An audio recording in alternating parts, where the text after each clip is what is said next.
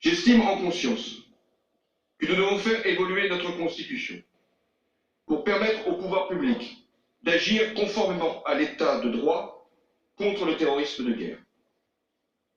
Aujourd'hui, notre texte comporte deux régimes particuliers qui ne sont pas adaptés à la situation que nous rencontrons. Premier régime, c'est le recours à l'article 16 de la Constitution.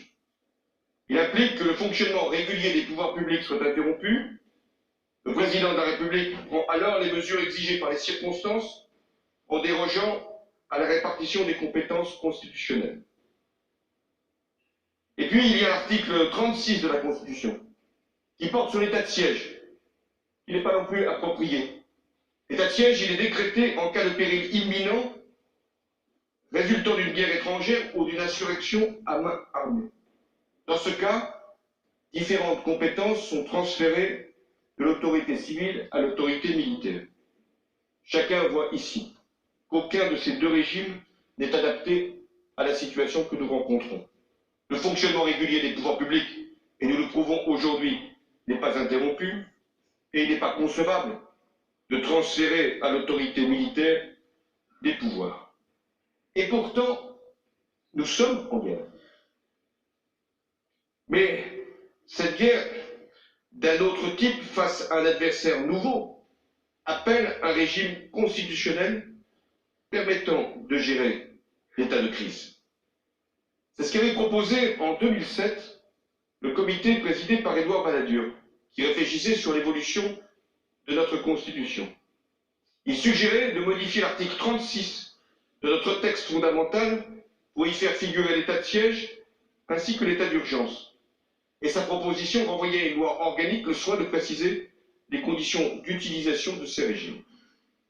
Je considère que cette orientation doit être reprise.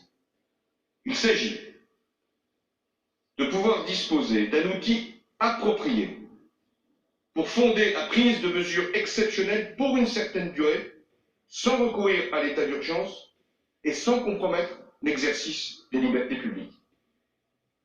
Cette révision de la Constitution doit s'accompagner d'autres mesures. Il en va de la déchéance de nationalité.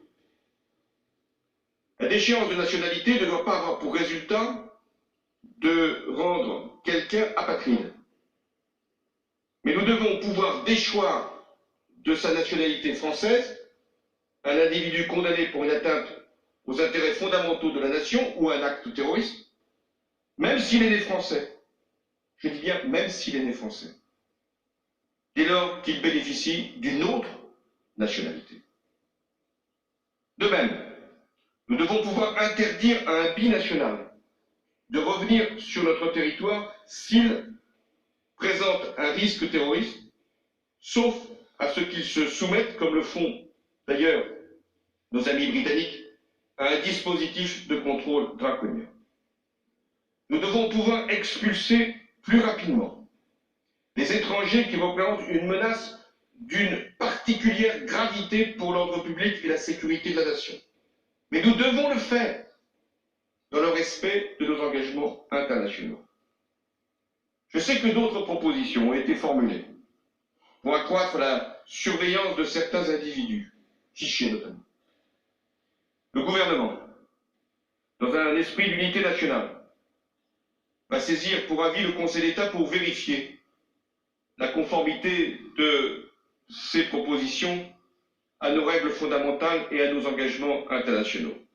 Cet avis sera rendu public et j'en tirerai toutes les conséquences. Réfléchissons bien à cette décision. Notre Constitution est notre pacte collectif.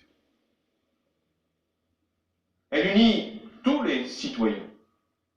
Elle est la règle commune. Elle porte des principes. Elle est précédée d'un préambule qui montre que la France est un pays de droit.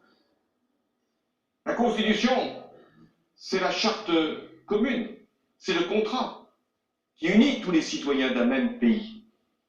Dès lors que la Constitution est le pacte collectif indispensable pour vivre ensemble, il est légitime que la Constitution comporte les réponses pour lutter contre ceux qui voudraient y porter atteinte.